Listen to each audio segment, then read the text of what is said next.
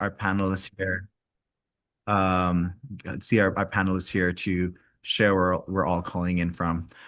So again, my name is Jamie Bork. I'm the engagement manager at ICA, and we're very excited to be with you all today.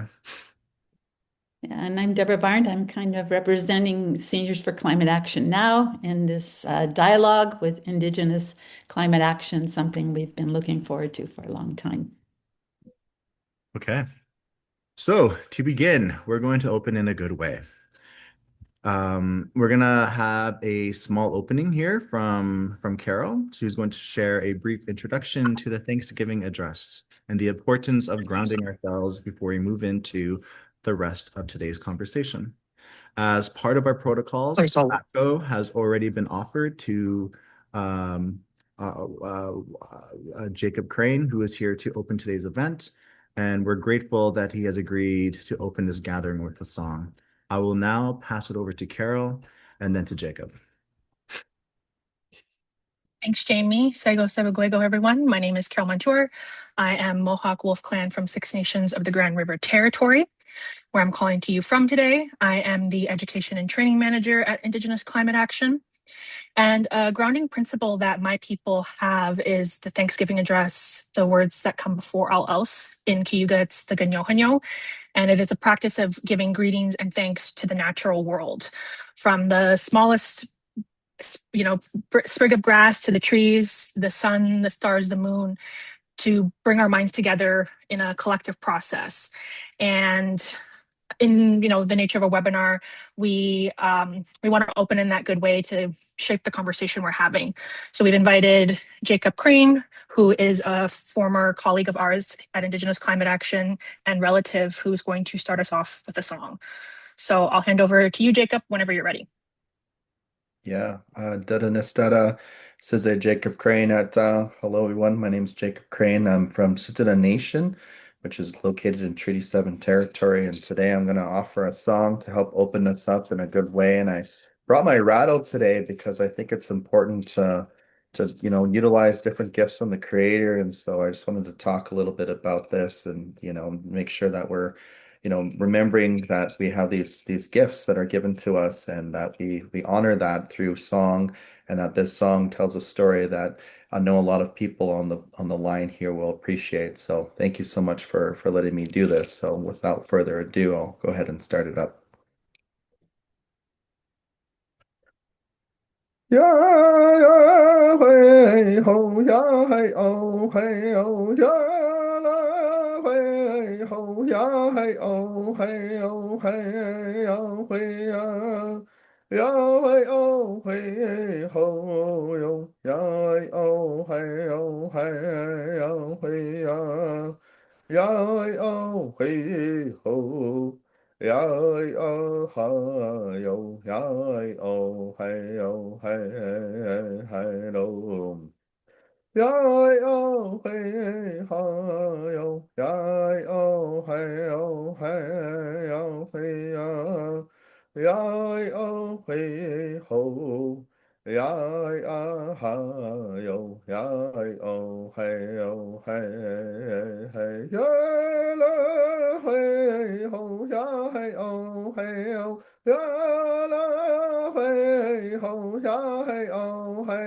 yo hay yo hay ya ơi ô hay ha yo ya ơi ô hay yo hey oh hey ya oh hey ho ya ha yo ya oh hey oh hey hey đâu ya oh hey ha yo ya oh hey oh hey oh hey ya oh hey ho ya ha yo ya oh hey oh hey hey đâu ya la hey ho ya hey oh hey oh ya la hey ho ya hey oh hey oh hey oh hey ya oh hey ha yo ya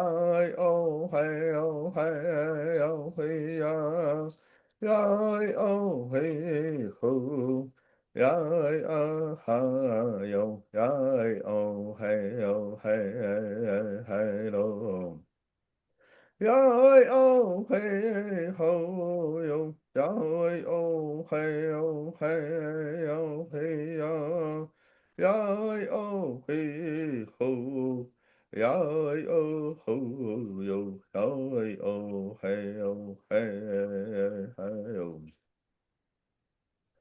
Yes, Gus, thank you so much for listening, and I'll turn it back over to my fellow friend, Carol or Jamie. Yeah, that's going to now, Jacob. Before we get started, I'm going to just share some housekeeping notes. So before we move further in, I'm just going to do a few quick housekeeping again. We are gathering today on Zoom webinar, so attendees' cameras and microphones are off. If you have any questions, please put them down in the Q&A box at the bottom of your screen. We'll try to bring some of those questions forward during the open floor portion of today's webinar. We'll also be sharing links in the chat, including ICA's website, blogs, publications, newsletter sign up, and donation link. If you're experiencing technical difficulties, try refreshing your Zoom window or leaving and rejoining. You can also reach out to our team in the chat for support. We ask for everyone to come into this space with kindness, respect, care, and humility. This conversation is grounded in Indigenous values, and we want to make sure that it stays respectful for everyone here. I'll just copy and paste these notes into the chat, and then I'll pass it on over to you, Carol.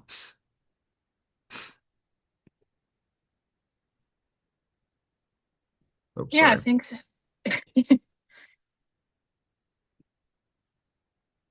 Was it me or was it scan next? I'm gonna pass it over to you, Deb. My apologies. Okay, thank you, Jamie. Yes, here we are. I just need to find my presenter view.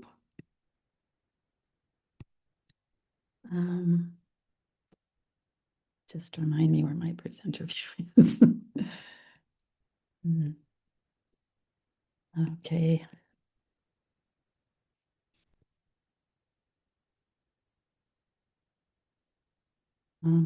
Okay, I guess I'll just go with written. Okay.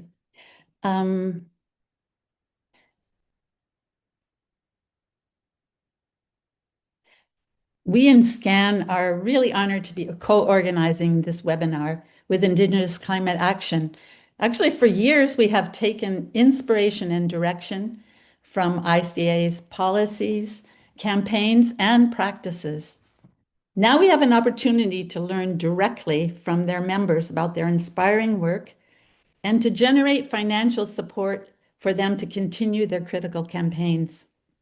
Fundraising is actually a really important part of solidarity. SCAN was founded in 2021 by 7 seasoned activists in Ontario, bringing both a deep critique of the fossil fuel economy and their concerns for the future of their grandchildren. In 5 years, we have grown to over 800 members. We're now an incorporated NGO that has become a pan-Canadian coalition with 10 chapters in 3 provinces. 14 committees engage members in a wide range of issues from divestment and war and militarism to climate justice and Indigenous solidarity. We have organized in partnership with other climate justice groups, such as youth-led Climate Youth Corps recently and Seniors for Climate. Wherever you are, we invite you to join us to build a broad-based climate justice movement. Since our founding, we have been learning to be allies in solidarity with Indigenous peoples. Some of our efforts are reflected in this short slideshow. SCAN recognizes the central role of Indigenous peoples in the implementation of our core purpose. And we recognize, first of all, that Indigenous communities are in the front lines of the struggles, but we also see within them the solutions to the crisis through other ways of understanding our interconnections with the natural world.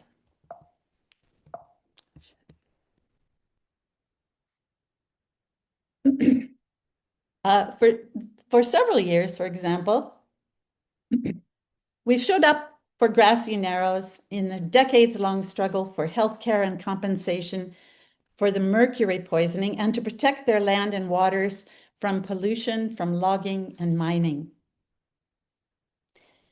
To educate our members, SCAN has organized webinars, one in 2022, for example, on the threat to health, to the breathing lands by the Ring of Fire developments in Northern Ontario, and another to learn from the Haudenosaunee view of climate change.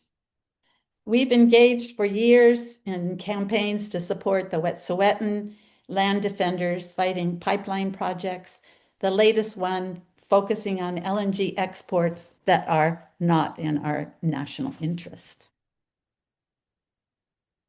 In Edmonton, the birthplace of Indigenous Climate Action, SCAN has collaborated with ICA, Cree Nations, and Keepers of the Water on various campaigns, most recently as a part of the coalitions fighting Bill C5 and Bill 5. In Kingston, SCAN has hosted Indigenous speakers from Land and Okanawak, connected with nearby Tyendinaga, and participated in the cross-country campaign against RBC investments. The Kawartha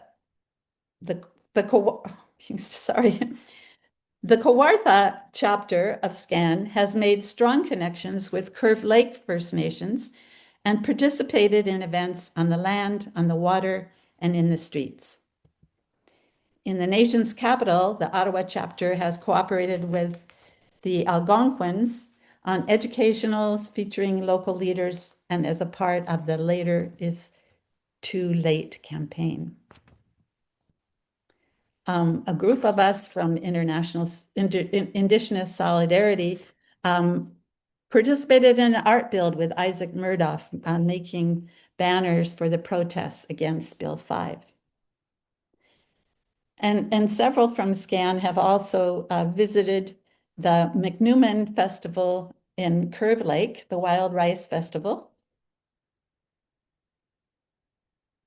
And most recently, in fact, 2 days ago, members from 4 different chapters converged on Brantford, Ontario, and to visit the newly opened museum of the Mohawk Institute Residential School Museum, and then to witness in the evening an incredible performance by the Kawi Dance Theatre projecting onto the building. On their inspiring website, which I really encourage you to take a look at, ICA suggests that we can see our roles in relation to the Three Sisters Garden. It's a model of interdependence and reciprocity. Just as the beans enrich the soil for the corn, SCAN, as a partner and funder, can provide support for the growth and sustainability of Indigenous climate action. We share with ICA a commitment to nourish the roots of Indigenous communities, just as squash offers in the Three Sisters Garden to keep the soil moist. We support ICA's goal of uplifting Indigenous voices, sovereignty, and stewardship of the lands and waters for future generations. We look forward to learning from ICA in this hour, and we hope it will lead to more opportunities to stand together in collective action that honors Mother Earth. While we listen to the broad mandate and the multi-layered activities of Indigenous climate action, we need to remember that political advocacy costs money. I love how ICA's annual report is called a reciprocity report. We can be part of a reciprocal relationship with Indigenous climate action as we share common goals of climate justice and Indigenous sovereignty. We look to ICA for direction, And in return, we can offer financial support to their critical role in the climate justice movement. So to start with, you can use this link, donate directly here. And the link is also in the chat. And I'm now really happy to pass this on to Carol Montour, who will share with us the story of Indigenous Climate Action. Thank you. Yeah, thanks, Deborah. And thanks for providing that quick overview of what SCAN does. And, like you mentioned, we couldn't do this work without our partners and in relationship with other people, including our funders and all of you here. It's great to see that we have almost 300 people spending time on their Monday afternoon with us. So thank you all for that. And happy first day of June for everybody. I can't believe we have already passed, we're halfway through the year essentially. So I'm going to share my screen. Can everybody see my screen okay? I'm just going to assume so. So this overview is called Indigenous Climate Leadership for Our Collective Future. And I'm going to talk a bit about ICA. So for those who maybe aren't familiar, ICA is an Indigenous-led climate justice organization. Our vision is a world with sovereign and thriving Indigenous peoples and cultures leading climate justice for all. We inspire action through the development of tools, resources, and opportunities created with, by, and for our communities with the goal of uplifting our voices, sovereignty, and stewardship of the lands for future generations. This photo here is one we took at our most recent staff retreat in Yellowknife, which was at the beginning of May, and a great experience to just come together as a team. So we have values that guide our work. So first and foremost, we value upholding what it means to be Indigenous and members of unique and distinct cultures. We believe in recognizing the diversity of Indigenous peoples as cultures and individuals. There's a wide variety of nations and practices, and we aren't a monolith. So we believe in the idea as that Indigenous identity is inseparable from the lands and waters. We are the land. We value Indigenous ways of being. We believe in models of decolonization and in the critical importance of self-determination and sovereignty in Indigenous governance and community building. We value Indigenous ways of knowing, upholding Indigenous knowledge systems, respecting natural law, and using two-eyed seeing, which is the practice of merging Indigenous knowledge with Western science. We value Indigenous ways of relating. We believe in using a reciprocal approach and a relational approach, which we talked about earlier, and in prioritizing accountability to community, which is something that's important to me as a Haudenosaunee person as well. We believe in maintaining transparency and ensuring that our work is accessible to grassroots community members. And we strive to ensure that all of our partners share and reflect our core values. And so these values are what I love, some of the most important things that I love about my work at ICA, and reflects my values as a Haudenosaunee person. And I feel very grateful to be able to work for an organization that reflects my values. So Indigenous Climate Action was founded actually 10 years ago. So we're celebrating a decade of our impact. And we really came out of grassroots movements and organizing, particularly against the tar sands in what is called Alberta. So as an organization, we've supported Indigenous communities in land defenders, in protecting lands and waters, and uplifting the stories of our Indigenous relatives. And so we're advancing Indigenous sovereignty by advancing climate leadership, and the two are so interlinked. And we've been around as an organization since 2015, but it's only really been in the last 4 years that we've really restructured our organization and grown from volunteers to there was 6 staff at one point, and now we have close to 25 staff. We also have a number of job openings. So organizational self-plug right here. If you check out our website, we have a careers page and we're hiring for a number of positions right now. So if you would like to apply or you know people who would be a great fit, we really encourage you to do that. And on our website, I mentioned the careers page. We also have events page on our website, so you can stay informed of what we're up to. We have a newsletter, so you can receive updates about our work and opportunities. We also have an amplification form, so we want to do our best to support amplifying through our networks. We also have a donate page, and there's a section on the website as well with our reports and publications. So you can read those, download them. And we have a number of our webinars and series on our YouTube channel as well that you can check out.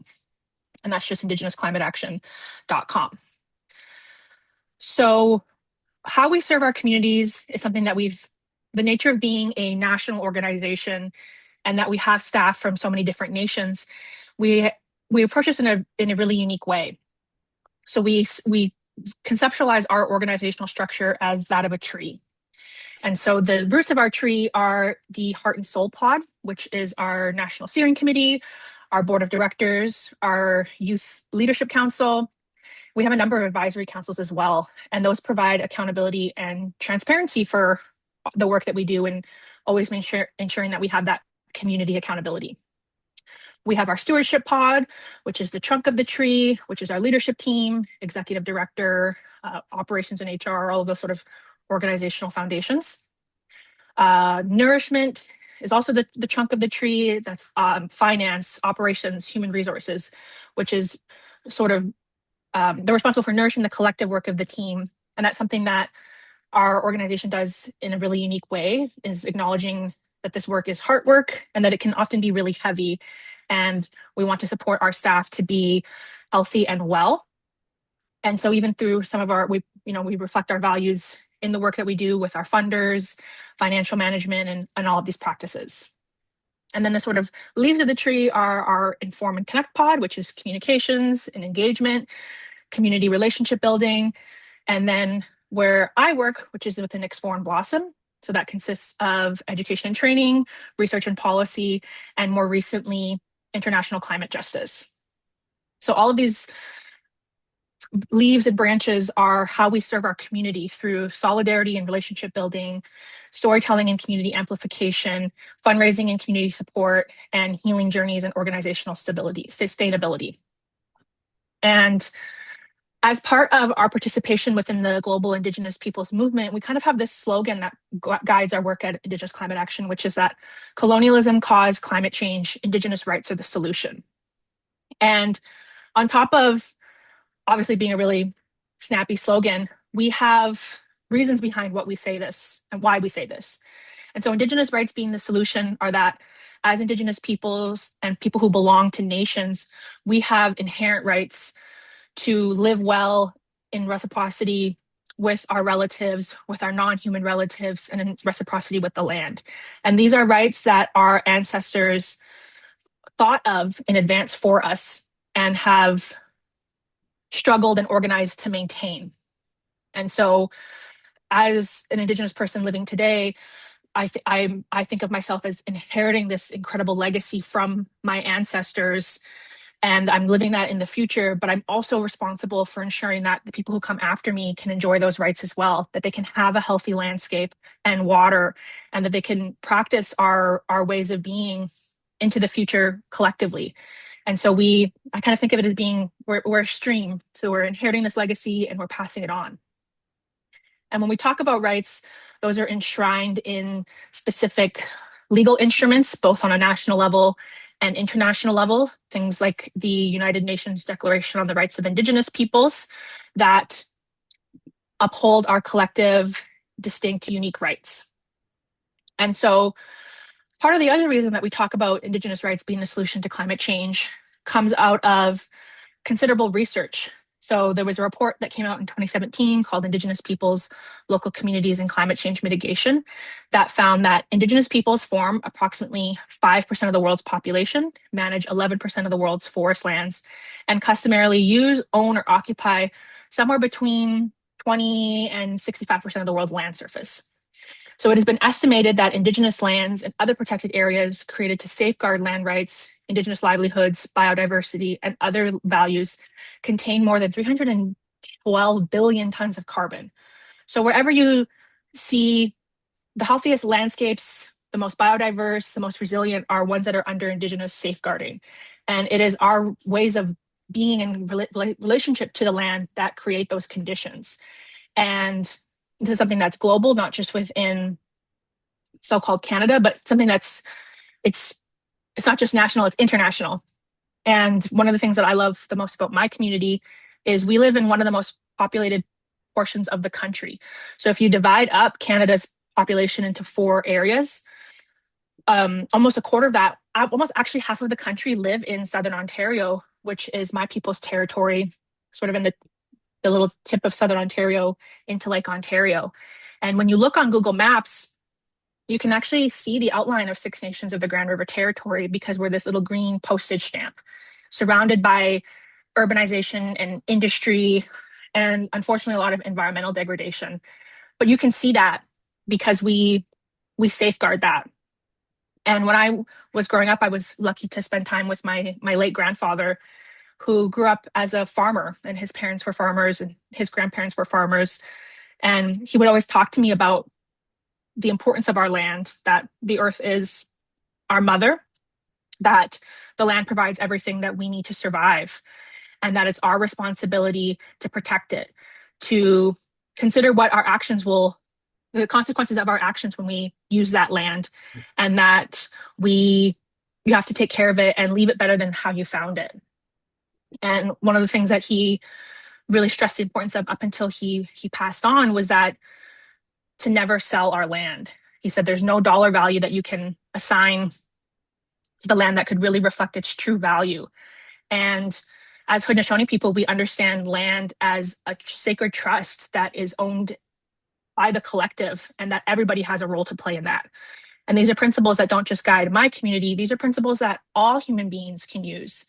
And that thinking of if you're considered to have rights to the land, you also have a responsibility to that land. It's a two-way street in that if the earth is our mother and provides us everything that we need to survive, what are you doing to protect it? And so again, our landscapes are the healthiest and the most biodiverse. But also when we stand up, there's a measurable impact to that. So in 2021, this report came out by Oil Change International and the Indigenous Environmental Network. ICA was also a part of this report. It's called Indigenous Resistance Against Carbon. That found that over the past decade, Indigenous frontline resistance to new oil and gas projects have actually stopped or delayed greenhouse gas emissions, equivalent to about a quarter of Canada and the US's annual emissions. And so again, when we stand up and assert our rights and protect our lands, that is a climate solution. And land defense is something that is often very criminalized by the state within high-profile instances like the Dakota Access Pipeline. 10 years ago, we saw this immediate state repression and violence. But at the same time, that is a climate solution, and us asserting our rights does reduce greenhouse gas emissions. I think it's something that people don't understand. But again, when you think about the Indigenous concept of the earth being our mother and that we have responsibilities to it, it is an extension of our self-determination. And so I just wanted to provide a little visual of that those emissions are actually equivalent to the 400 new coal-fired power plants. It's also about the annual emissions of something like 345 million cars on the road. And the thing with this research is that it's actually probably an underestimation because they were highlighting a number of high-profile cases, but these were the ones that they had looked at. And so this approach is something that ICA does very uniquely in that it's climate justice and trying to meaningfully address climate change, but also by protecting Indigenous rights. And the two of them are interlinked in that if you protect Indigenous rights, you also help address climate change.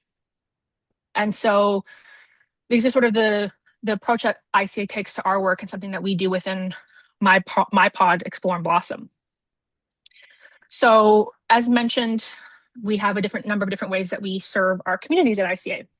And one of these key pillars is education and training.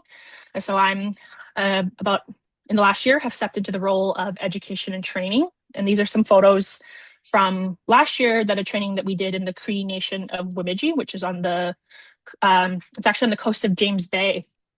And two people from the community had taken one of our online trainings and then reached out to us to do a training in their community.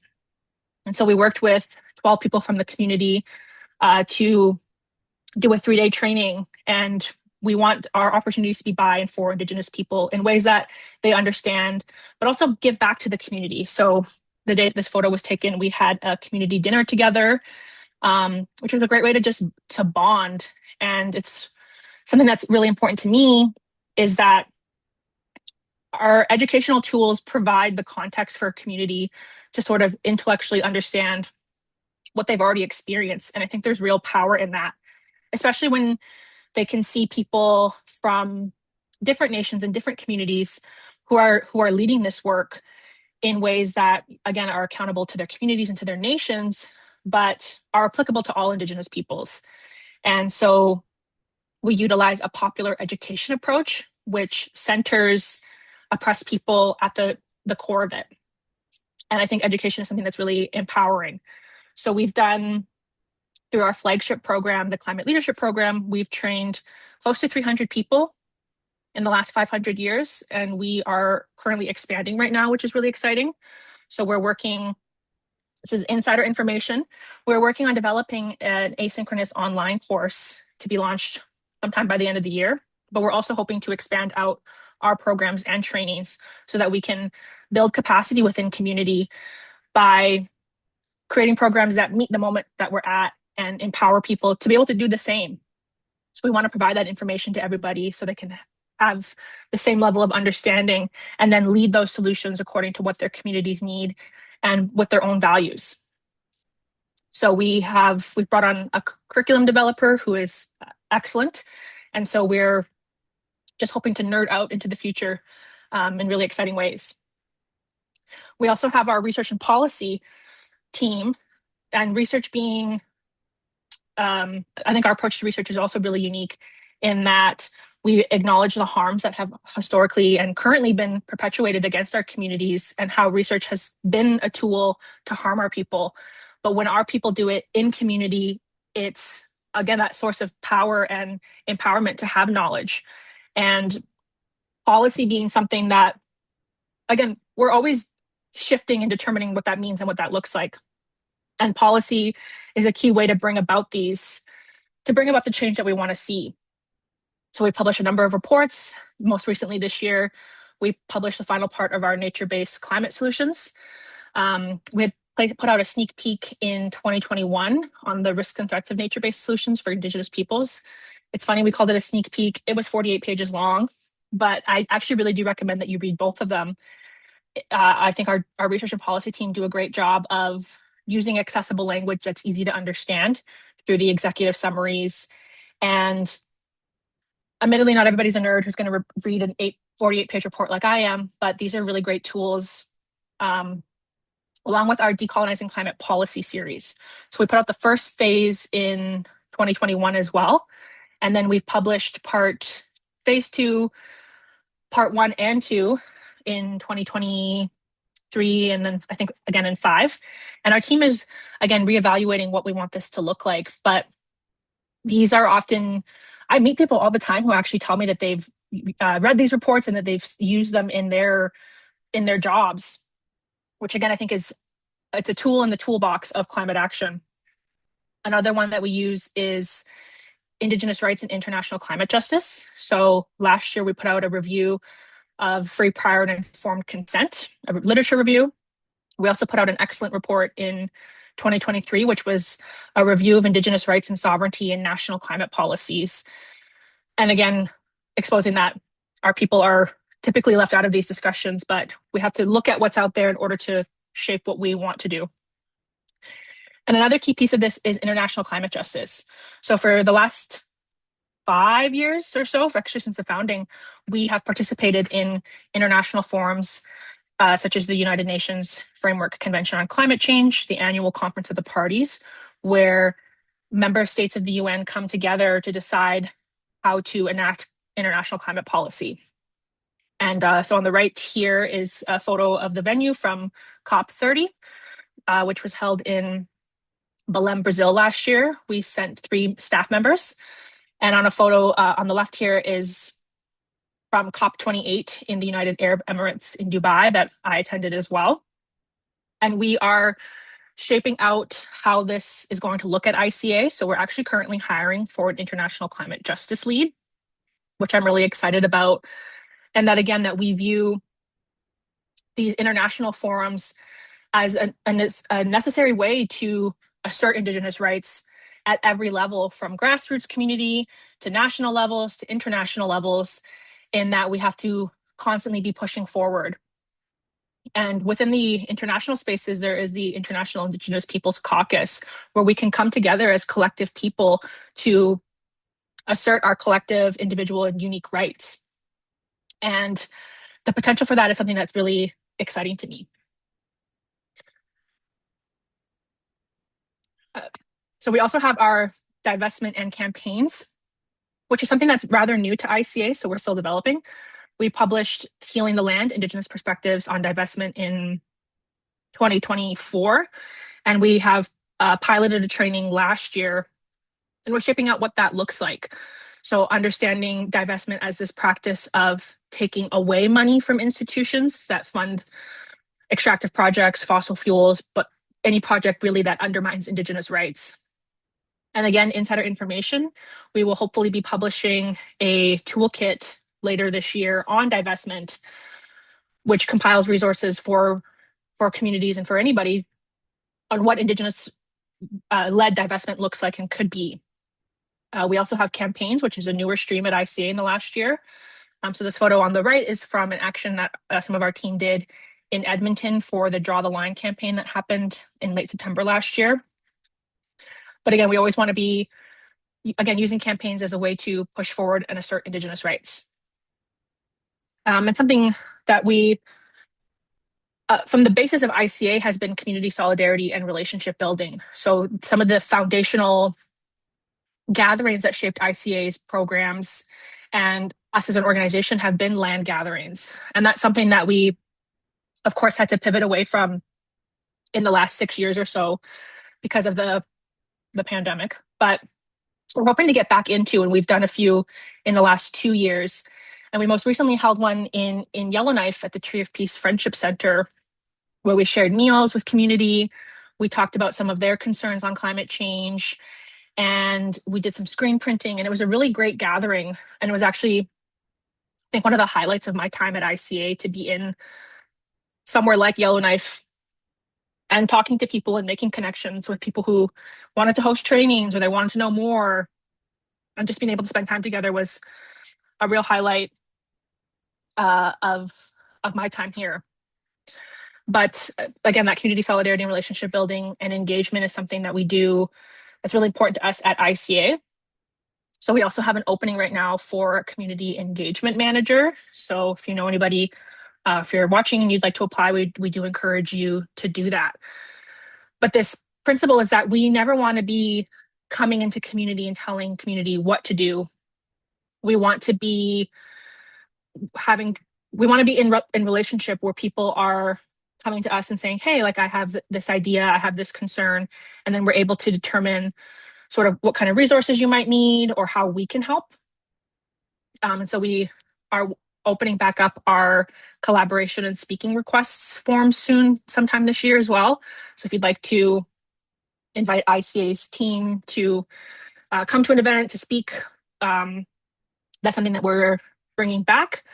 But again, that we always want to be in relationship with community, and that's something that is a key pillar of our work.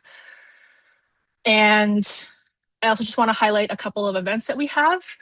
We have the first of 3 speaker series. The first one is focusing on campaigns. So it will have Tia Kennedy, Jesse Stopler, and Slato Molly Wickham. And that will be this Thursday, the same time as this webinar. So I encourage you to sign up for that. And we're also going to have another hybrid event in Toronto on Wednesday called Indigenous Solutions to Climate Collapse, which I will be moderating along with Giselle Honoka, who is Mohawk from Six Nations as well, Angel Aluk, and Eve Saint. So this was kind of just a quick overview of what we do at ICA, and I think we do have a good amount of time for some questions. And if people want me to elaborate more, I'm going to stop sharing for now because I feel like there was probably questions in the chat. But I can see that my team linked in our ICA publications, our careers, the donate page.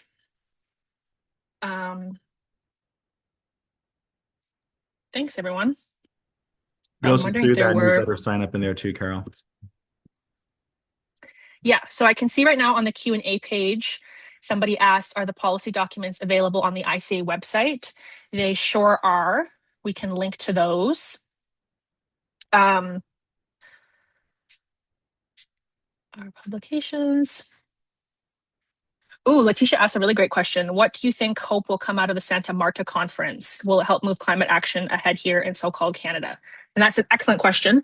So for those who don't know, there was a conference held in Santa Marta, Colombia in late April, which was the transition away from fossil fuels. So it was the first ever gathering of its kind with the explicit agenda of transitioning away from fossil fuels, especially I think in light of the United States pulling out of the United Nations Framework Convention on Climate Change and the Paris Agreement. So our founder at Indigenous Climate Action, Ariel Deranger, has launched a really incredible project called the Woven Project. And some of their team attended, and they created this statement and some resources on that. I think we should link that as well. And again, I'm always hopeful of how that will move ahead climate action, but also, unfortunately always skeptical. But I think that the fact that this happened outside of the UN reflects something that's really exciting to me, is that there's been 30 of these conferences, and the fact that there was one held outside of that forum, I think shows the people's desire for climate action and justice, and that people are losing faith in that system, and it's becoming increasingly community-led and separate from that. So I'm actually excited for what that means and what that could look like. So thank you for that question. There was also a question on a podcast that you host. I personally don't host a podcast. I've always thought that I should, but ICA does have a podcast. So we are working on resurging that one, but we have past episodes that we can link as well. Someone also asked if we use powwows as engagement platforms. We haven't, but that is something that we are. It's on the list, but we do want to. Think it's a great way to get into community. So if there's one you'd like us to come to, reach out. Maybe we can make something happen. But love that. We also had a question on volunteers. We don't have an official volunteer policy, but I do recommend just reaching out. Jamie, do you have anything else to say on volunteers? Yeah, we are looking at finalizing the volunteer policy and relaunching for folks to sign up to volunteer in the we're looking at I think, Q4 of this year. If not, it'll be in the first quarter of 2027. Soon, very soon. We're looking to work with community and get on community more. So we're really looking forward to that. If folks have any questions for Carol, or even for Deb, who opened us up here with the two very powerful presentations, and I just wanted to share, we're really thankful for the both presentations that both Carol and Deb shared. We at ICA we're about uplifting the importance in sharing the work of Indigenous and non-Indigenous folks alike, and how they can uplift each other. So just very, again, thankful for everyone that joined us here today. To share this space. So normally we have, for folks who don't know, about 490 folks registered for today's event. Usually about half show up, and that's pretty normal. We surpassed that today with almost 300 folks here today. So really appreciate you all being here. Is there any more questions though that we can ask of either Carol or Deb?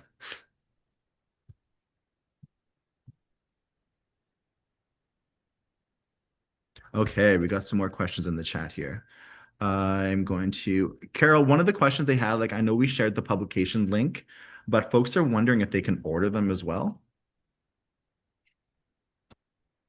Or Not for right now. You can download as PDFs and then print off, but that's not something that we have currently, but that is a great idea. And oftentimes when we table and at events, we will have hard copies of our reports sometimes, but for our website, I just recommend checking out the PDF section, and you can often get those printed at your local library. Thank you, Carol. Okay, we're going to go into another question here. So this is someone from South Okanagan, BC, Okanagan Nation Alliance area. They want to know if there is a rep from ICA in the Okanagan Valley that they can work with for climate justice work.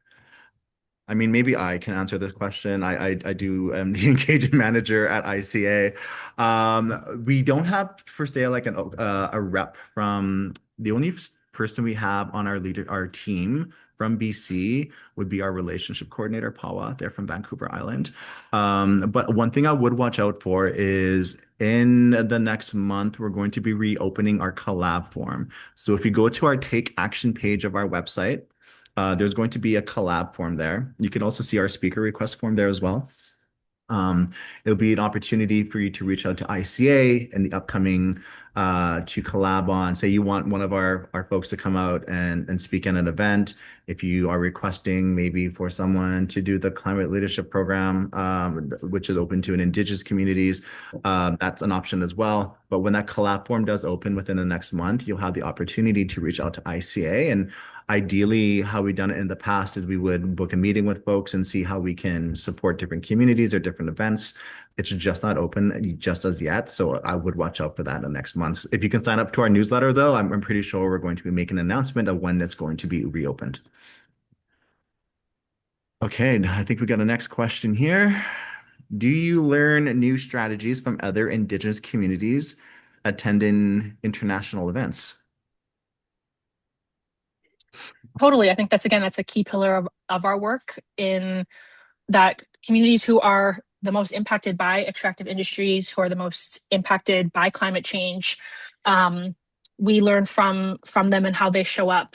And I think a big piece at the most recent COP was the advocacy of the Indigenous peoples of the Amazon. There was a huge, it was positioned as being the Indigenous COP, and there was so much campaigning and advocacy there that's really inspirational to me personally. And they were able to actually push the needle forward in a way that probably wouldn't have been done without their communities. So that's one example. But we also are, take inspiration from communities here nationally as well. So that's something that we always look to learn from strategies of how communities show up. I think especially as a national organization, the scope of our work is a little bit different versus when it's directly coming out of a community. And so we're always really inspired by place-based actions and campaigning and strategies. So it's something that's important to us. Thank you for that. Yeah. Next question. And I think this next question can either go to Carol or to Deb. There's a lot of support across Canada for new pipelines at the moment. Do you think this is due to oil industry propaganda and lobbying, and how to best deal with this? Good question. Why don't you take it away, Deb, and then I can finish it out. I've been talking to well, not just industry propaganda, but we certainly have governments who are buying into it. And we have governments, both at the federal level and the provincial level. So, and not to forget that there are some international global forces at work here too, but they're being used, I think, as an excuse for us not to confront directly. And then we have a lot of companies that are in Canada that are also continuing this destructive agenda, extractive agenda all over the world. Certainly, Canadian mining companies are notorious for that. So, yeah, I mean, I think it's more than industry propaganda. We have a whole collusion of forces that are both political and economic, that are both local, national, and global, that we are having to constantly work against, both in terms of kind of the misinformation and sharing a more complex analysis of those power dynamics, but also highlighting the ways in which the solutions also offer alternatives to this kind of economic argument. We have not, really seen the push for renewables. We can see globally that other nations like China are certainly using this moment to push forward with the oil crisis, the development of these much healthier, sustainable alternatives of renewable energy. So I think we have to also keep on that side of the conversation. in our advocacy, certainly in SCAN. We're totally focused on, the fossil fuel economy and fighting that in terms of it's a major cause. But we are also drawing inspiration from Indigenous communities that also see solutions that are not only about renewables, but about reconnecting in our relationship to all beings and in our respect and connection and care for the earth. So this is one part of our relationship with all of you, which really is so important for us to keep front and center. Thank you for that, Deb. Here's a question for both ICA and SCAN. Is there Jamie, interest I'm sorry, I'm in... not to cut you off. I also want to just Oh, chime in on sorry. that, and then we Yeah, can of get into course, there Carol. My because we actually have apologies. we're a little bit ahead of schedule, so we actually have a lot of time for Q&As as well, which is nice. But that is, yeah, just thanks, Deborah, for your sharing on that. And I'm also seeing the push on a national level here for pipelines and oil and gas in general, both on the federal level under Bill C5, but here in my home province of Ontario under Bill 5, which is called Protecting Ontario by Unleashing Our Economy. So we're seeing this push to scrap any sort of environmental protections, including Endangered Species Acts and environmental assessments, as well as Indigenous consultation.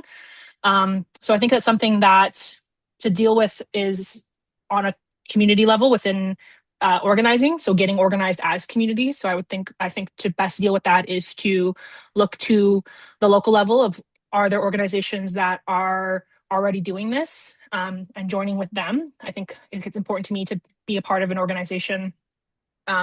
We can't do this alone. And so getting organized on a community level, getting as educated as you can in order to take that action. And I think especially we're seeing this big push under the Carney government to position Canada as an energy superpower and to have energy sovereignty as separate from the US. Obviously, with the tariffs and the Trump regime, the Trump administration, there's been this sort of push into doubling down onto extraction, which is the opposite of where we need to be going. I think also this big push is this desire really to get every last cent and profit out of oil and gas at a time when renewables are the cheapest and most accessible form of electricity and energy. So I think we're sort of seeing this, they call it an extinction burst of sorts, where this is a dying industry and they're trying to just grab every last cent, essentially. So I think, again, on a community and local level of getting organized and pushing back and educating ourselves is something that's key. I think that also relates to a question on, is ICA planning to respond to the awful federal government consultation on getting major projects built in Canada, discussion paper on proposed legislative, regulatory, and policy reforms. We haven't had one specifically on that, but we did issue a statement on, they put it out in April on protecting nature or something like that it was called. So we do have some statements and blogs on that. But again, it's something that's always something that we're always aware of. But we also have a panel from last November on Canada's Bill C5 from a domestic and international Indigenous perspective. So it's also, sometimes I feel like it's hard to keep track of all that's going on because it's so much. And so I think that's also the importance of getting involved with an organization, is to be able to deal with that overwhelm that's coming at us on all sides. So there's mine. And then I see we have some more. So Jamie, if there's any that you want to highlight. Yeah, thank you for that, Carol. This might be a simple question, might not be. Is ICA involved in transition and jobs for Indigenous youth? I mean, I think that's something we have released a report a couple of years ago on just transition. Just transition can be the report itself, though, you can find under our publication page. It was a joint project with Sacred Earth. If folks are not familiar with Sacred Earth, please check them out. Sacred Earth with Melina Labakan, who's also one of the co-founders of ICA. The report itself, though, had to do more with just transition around micro energy projects in Indigenous communities. but like I can speak for myself specifically being from the Métis community. They would push a lot of like we would go for field trips in the oil fields in Fort Mac to ensure, and a lot of times for Métis youth and Métis settlements, the folks who don't are not too familiar with Métis communities, Alberta is home to 8 Métis settlements, the only land-based Métis in so-called Canada. But what they would do is they would push for, in order for us to get post-secondary funding for education, funding, we're only allowed to take up education in trades so that we would work in the oil and gas fields. So this is something that we've been moving away from in our own communities to get Métis youth to not just work in trades and infringe on the territories of our First Nations relatives. But it's what ICA is doing there, Carol. I'm not sure if we have anything else besides that just transition report that we released.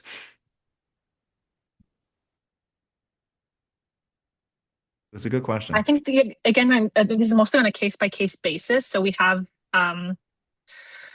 we've had youth interns in the past. We're hopefully bringing one on later this year as well. So it's something that's on a case by case basis. But I'm also really excited for our Youth Leadership Council and what that could look like. So we've reestablished that with a new group. And I know that I'm going to be leaning on them for our programs and offerings. So case by case basis and something that we are exploring. And I have seen so there's great ones in the chat, but then also in the Q&A section. So just thank you everyone for their questions. Yeah, I was just go ahead, Deb. would add because just last week we had a presentation at our general meeting, monthly meeting, from Climate Youth Corps. And Climate Youth Corps is all about really a major project, a massive project to develop climate-related, environmentally regenerative projects across the country that provide training and employment for youth. And we asked specifically also about Indigenous participation. And so that is a part of that program. I would encourage people to check out Climate Youth Corps. And they are looking really at, in many different parts of the country. You may already have a group nearby, but that I think is addressing the bigger question of commitment to training of not only of young people, but in these fields that we need in order to kind of turn things around. Thank you, Deb and Carol. Carol, if there's any questions that pop out at you, I'm going to start reading some though. I'll do a couple simple ones though. Are you able to share the slide decks that were shared today in today's presentation? I think that's a question to you both. Sure. Yeah, I can share mine. I think that can probably go out with the recording and whatnot.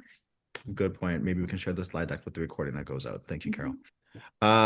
Here's another question about ICA's funding. They're wondering, what is the main source of ICA's current funding? So we have our funding principles. I do believe that's available on the website, but as one principle is that we don't take in money from extractive industry. We also don't typically take government funding. I don't think we have any, like historically have taken any. It's not something that we are opposed to, but a lot of our funding comes from foundations. And also we talk about some of our financial reporting in our annual report, our reciprocity report. And we've got a really excellent development team at Indigenous Climate Action. So I would just check out the reciprocity report, and we will be having the 2025 report out soon. I think I would like to share too, is we also depend on our individual donors also. We did share a link. A lot of the individual donations that we get go directly into community members' projects and what the work that they need help in their communities. So if you are looking to donate as an individual, please check out that link that we shared. The next question, let's see what we have here. Some First Nations, Métis, and Inuit folks live on islands in Canada. Have you considered partnering with other island nations, specifically those at the risk of climate change, like Japan, the Philippines, Madagascar, Sri Lanka, and Fiji? Again, I think one way we can answer that, not again, sorry, but like we are always open to new collaborations and partnerships with other communities and organizations. And once we get our collab forms open up again, we're really looking forward to that. I can share like in 2025, we had 156 collaboration requests come into our organization. And we really are thankful for those collab requests that come in. So once they do come in, please check those out once it opens again. Okay, let's see what else we got here. Are you involved in the NOCO2 pipeline action? I did respond to that one. Our Sorry, campaigns Carol. team have been attending those coalition calls. And that's something that we do have our eye on. So yes.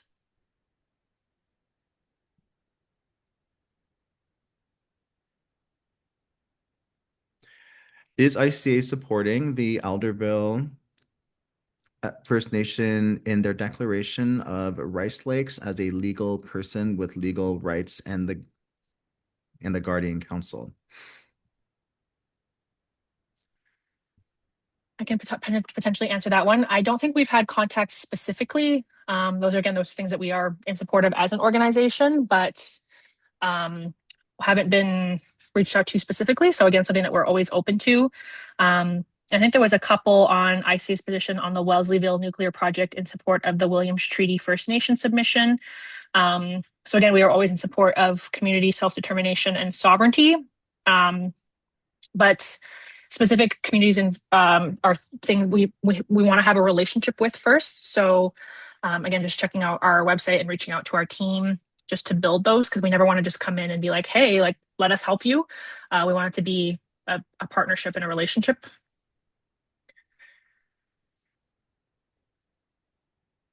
Sorry, there's a lot of questions coming. We really appreciate them. Just trying to filter through where we can answer. Maybe I'll just mention around the personhood question is that SCAN was also involved in co-organizing a couple of webinars with Keepers of the Water and Eighth Fire Rising, Sierra Club, Council of Canadians, that focused on our common struggles against Bills C5 and Bill 5. And I think there is a plan for a follow-up a webinar that does focus more in terms of the solutions and look specifically at some of these cases of the rights of nature. And that would cover not only like the Alderville and First Nation personhood, legal personhood for Rice Lake, but perhaps some other examples in Quebec and in so-called British Columbia.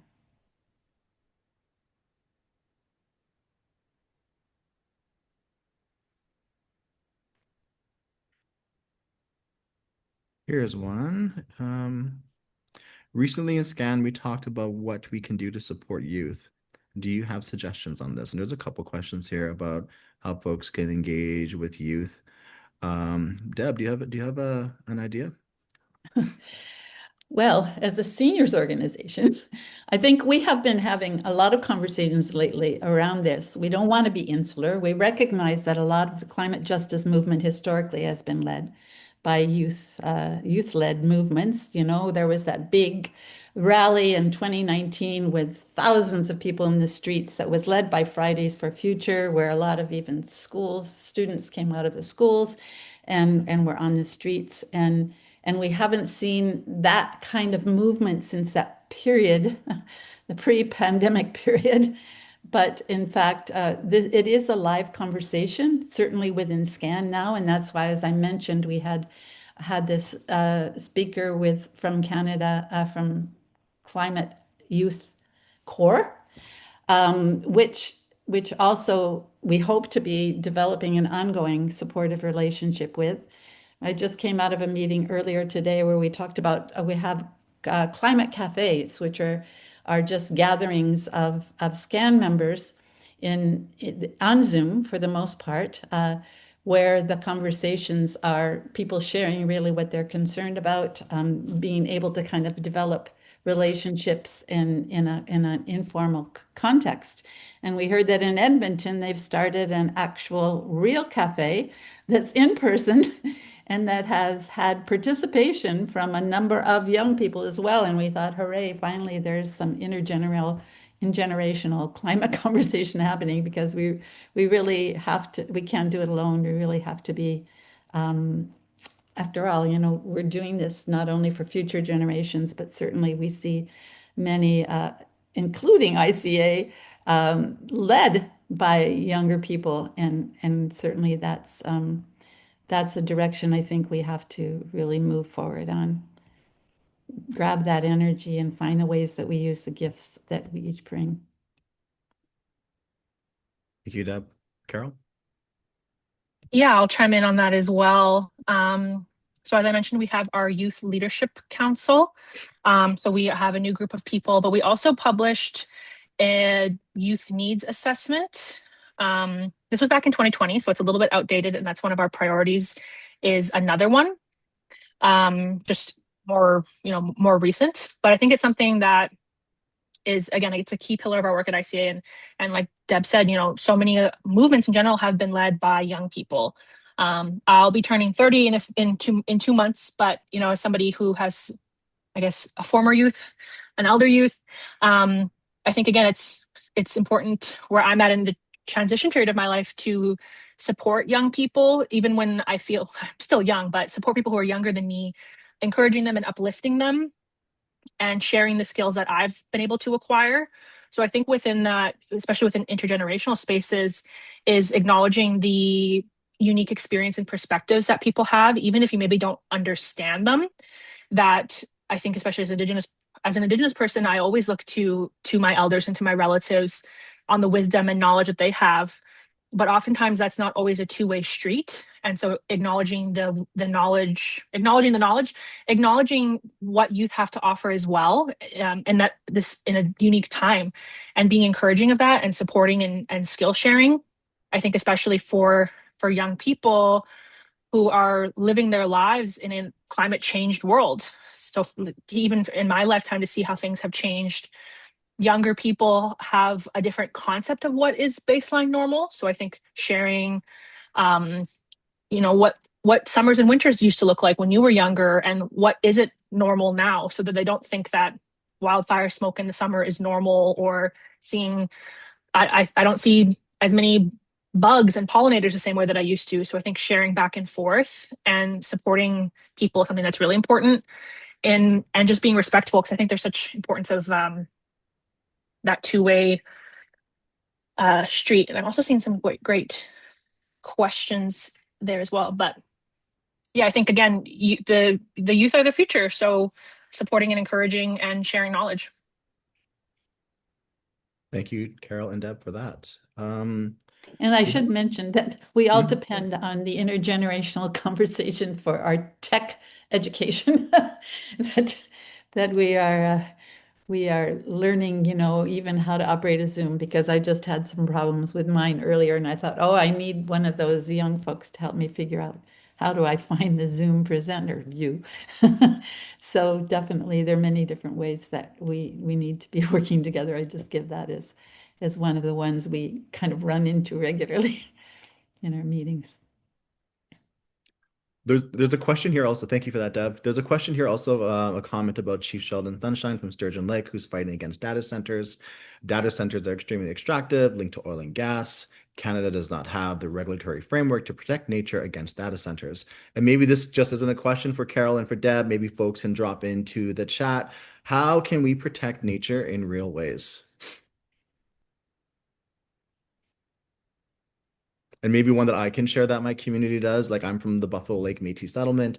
I live in my grandmother's house, that homestead that they had since the 1950s, and we're right on the lake. One of the things that we do in my community is we don't allow like powered vehicles or gas operated vehicles on our lake. It's still a lake that we drink from. A lot of our families in this area still fish and sustain their families from this lake as well. So that's one thing that we do. Deb, maybe there's some, or Carol, is there anything specifically that you as an individual or maybe that your community does in order to protect nature? Or like again, any folks in the chat, please share the ways that you do also. Well, because my passion has been around food sovereignty and food justice, I think being in a very urban context, I'm really interested in all of the community gardens and even in the Indigenous gardens within the Greater Toronto area. And in one of the community cafes that I was facilitating that I spoke about earlier, there were people from other parts of the country saying that, what they were doing was planting pollinator gardens, working on the biodiversity and the habitats. And certainly the community gardens are ways in which people are also sharing knowledge, sharing plants, are rewilding, are bringing back native plants, and also all of the other, insects and animals that are part of that ecosystem. So these are small actions, but they are ones not only that people can take individually and collectively, but they also kind of create they are physical, but they also create a sense of community and a sense of connection. So they have spiritual and cultural dimensions to them as well. Carol, thoughts? I realized I was on mute. Yeah, also something I think the food sovereignty piece is something that is important to me. It's often a bit of a contradiction, I think, in at least in my community, and I know in others, is that we have these life ways of giving thanks and protecting nature just by virtue of our way of life and being. But we've also, we are impacted by colonialism in every way. Like I don't think you can name a way that we aren't. So it's I think oftentimes just the barriers of living on reserve or systemic poverty sometimes make that harder. So I think that's something that my community could get better at. Um, we even struggle with being a community with a hereditary governance system that has had an enforced federal band council put on us. So it's hard for us to enact our sovereignty when it's been undermined, and then we're not governed by provincial regulations that are environmental. And the feds aren't as involved. So we've fallen in this legal gray area, but I think it's something that our community has always held on to by our way of life and by giving thanks, our ceremonial cycle, planting. And I also really want to highlight a project that Sacred Earth did in collaboration with one of our ceremonial longhouses here at Six Nations called the Sour Springs Sustainable Restoration Project, which was a energy retrofit of the longhouse and the buildings, a 45 megawatt solar energy array, and then a seed storage facility. So something that we're trying to do in our community at that level, and I can share that project a little more. But also I saw that there's another question on AI.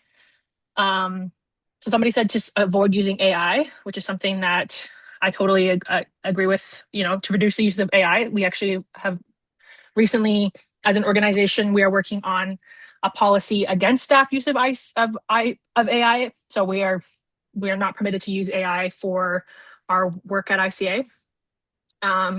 There's also near me in Hamilton, there's a proposed data center at the former Stelco steel plant. So there's public comments until the 4th.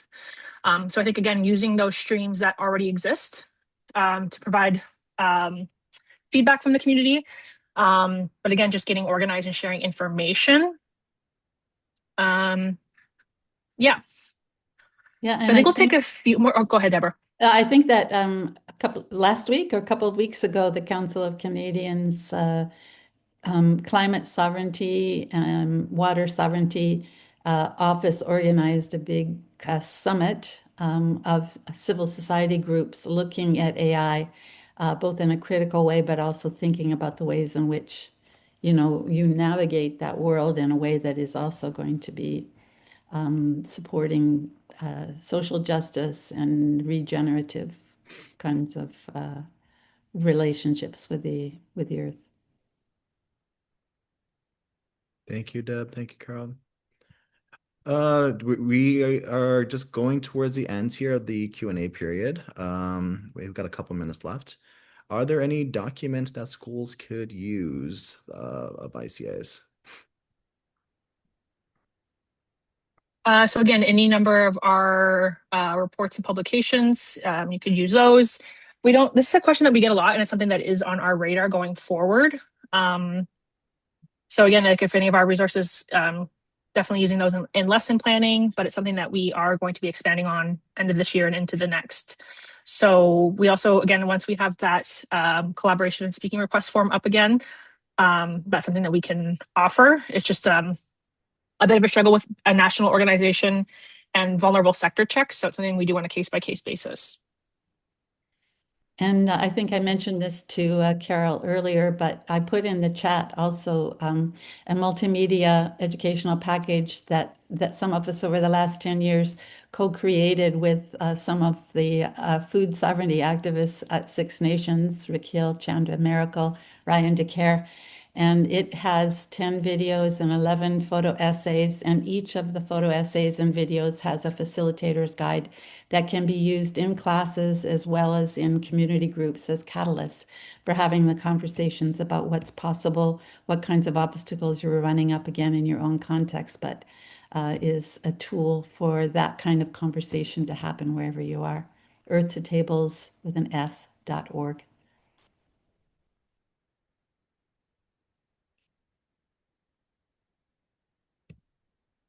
I think one of the last questions we have here, unless Carol or Deb, you see any in this 3-page document of questions that are coming in that you want to speak strongly to.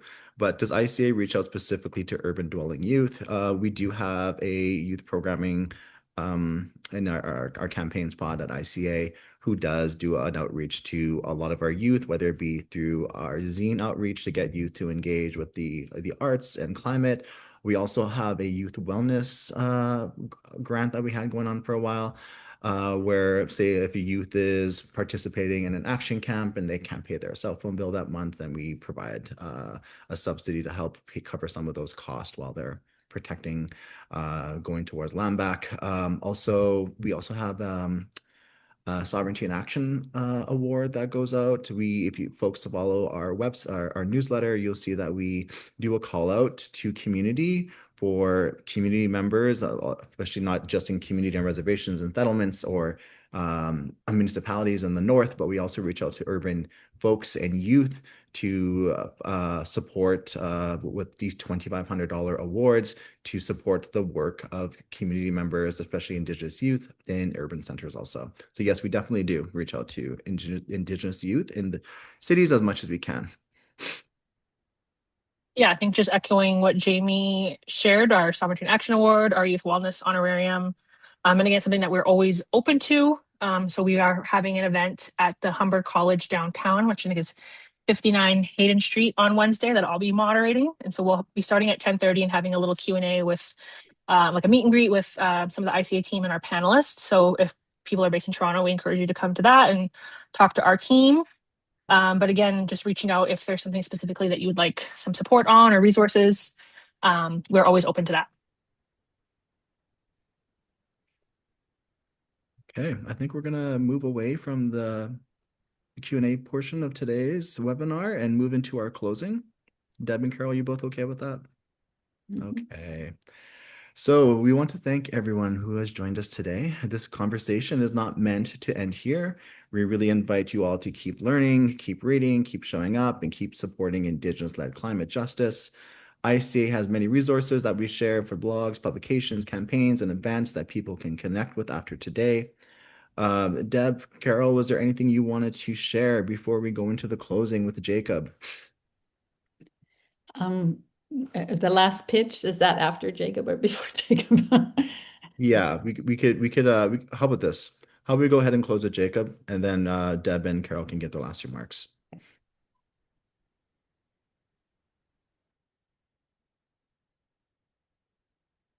Sounds good to me. I'm gonna go ahead and, if that's all right, Jamie, I'll just go ahead and do a thank you song for everybody here. And I know there's been some great discussions that have been talked about, and I hope that a lot of you folks do, find it in your hearts to support the work that ICA is doing, all land defenders and everybody that's putting this together. But this is a thank you song for you all, so bear with me as I sing this for you.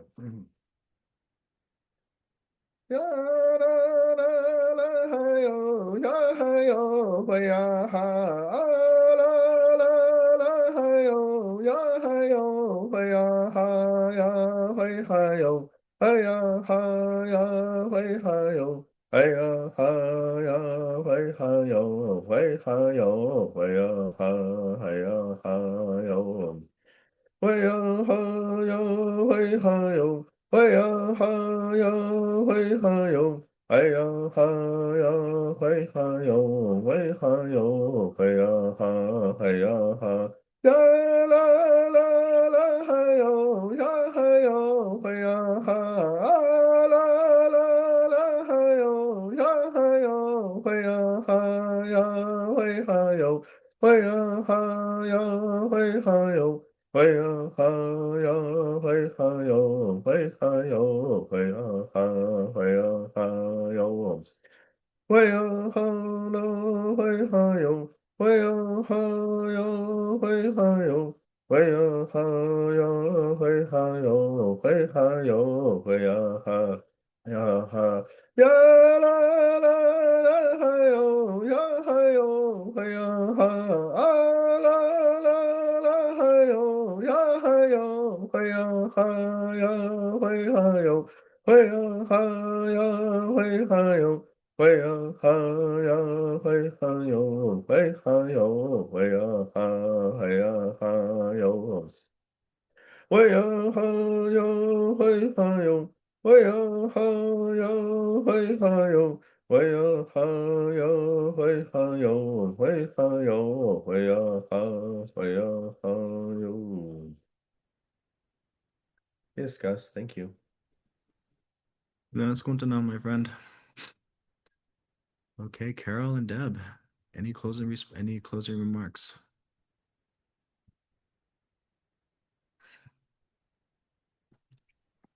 Oh, sorry, Deb, you're muted there. We go. How grateful we are in SCAN for this opportunity. Really, it's been a dream for us to collaborate with you all. And though we've known about your work over time and we've followed it, I feel like today I have a so much deeper sense of the breadth and the depth of what you do. And I want to just note, first of all, I mean, your deep grounding and respect for the earth was reflected in the Thanksgiving address that Carol referred to in the beginning, and then your deep grounding in communities that are always responding to the particular needs, see what comes out of those communities in terms of directing your work. I feel like this is also the way that SCAN is wanting to learn how to develop relationships by listening, right? This is where we start, listening and showing up. And then all the work you're doing with popular education, in the materials, in the gatherings, in the workshops, the webinars, and even developing curriculum, which we're all very excited to see as we get access to it. And then at the level, I mean, it's like concentric circles, the level of national policy, the fights against the extractive industries and the government support of those, your divestment work, the campaigns that you organize, and at the global level to have you representing us as well in the COP meetings, where we find dialogues that are so important, also across borders. I think that we have so many ways that we can continue to learn from you, but I want to say also that we have a lot of ways that we can collaborate and support. And I just want to maybe emphasize again, if I could, on the screen. Yes.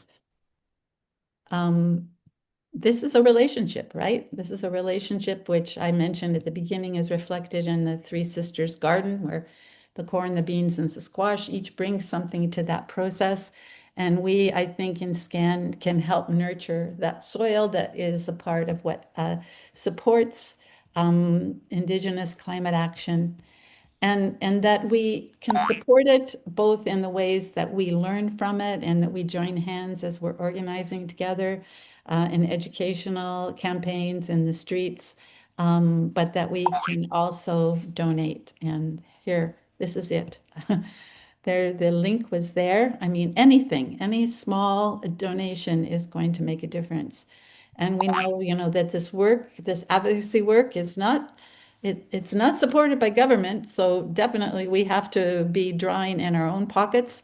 And really, it's a way that we can be a part of the work of ICA by supporting it financially. So I really want to encourage you to go into that site and put whatever you can offer at this point. And I'll just come back to that.